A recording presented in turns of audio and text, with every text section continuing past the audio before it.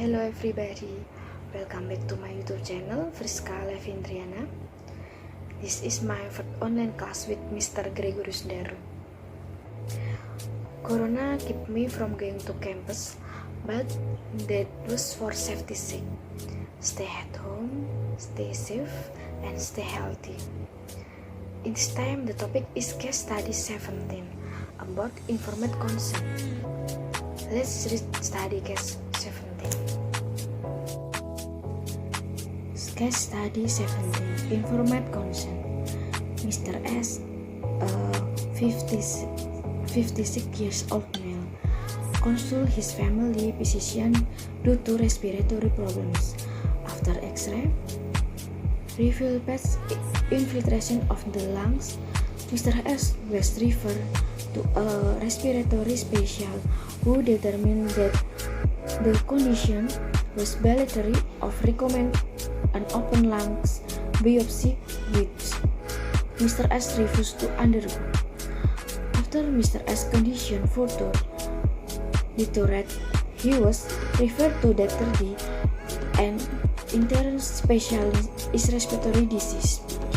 Dr. D observed that Mr. S was exhalation anxious upon examination. The doctor's initial diagnosis was progressive pulmonary fibrosis of the intermittent pneumonitis type, probably involving fibrosis alveolitis. A biopsy was required to confirm this diagnosis, but Mr. S continued to refuse to undergo an open lungs biopsy. Dr. D then suggested an alternative procedure known as a trach lungs biopsy. The procedure was inferior to the open lungs method, but in view of Mr. S' refusal to undergo the open lungs biopsy, it was an appropriate alternative. Dr. D explained to Mr. S that the procedure involved administering a local anesthesia and then inserting a special needle into the lungs while the patient sat on the edge of his bed. He also told the patient the needle would be attached to a drill. Dr. D then outlined the procedure price, advising Mr. S that the procedure was usually virtually painless but did have two possible complications. Dr. D didn't mention to Mr. S that the procedure also involved risk of perforating the spine of the liver, and uncommon risk but not as uncommon as death. Apparently, Dr. D was not aware of the risk.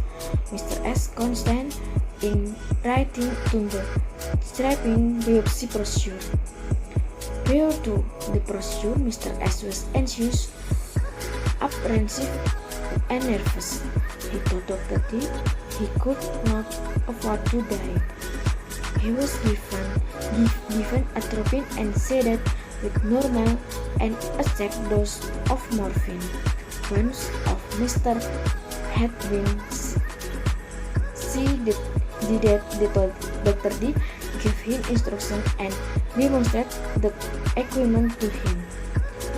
After a local anesthesia was administered, the operation began.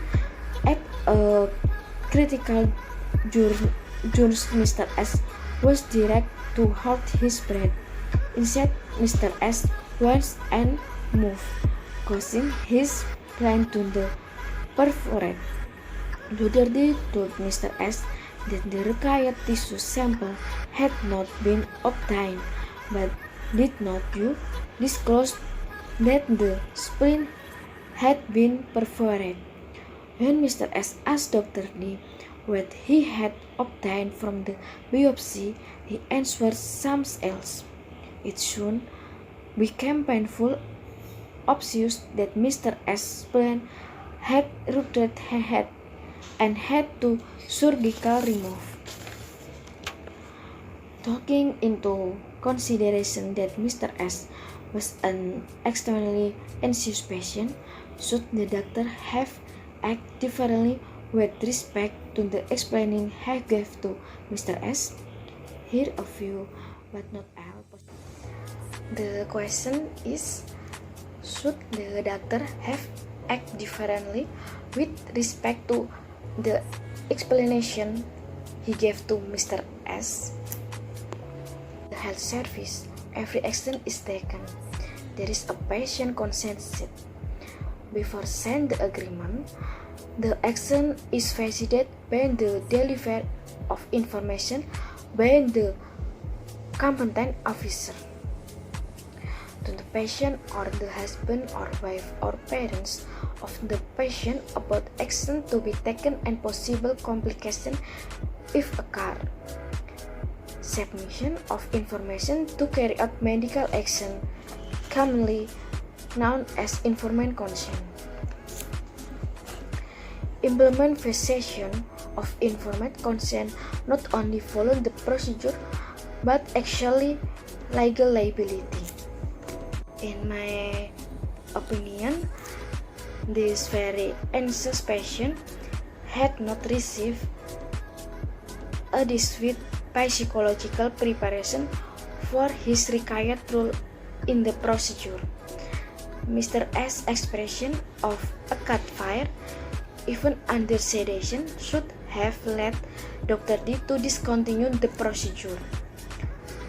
Dr. D an obligation to inform Mr. S that his plan had been forthright. The patient must receive all of the information regarding his condition and the proposed treatment, including alternative treatment, side effects, and the effect of not received treatment. The physician must always consider the personal characteristics of the patient, such as anxious, his special peculiarities as much as such as excite and his unique personality, and relate to it by providing the relevant explanation. This is my opinion. Thank you.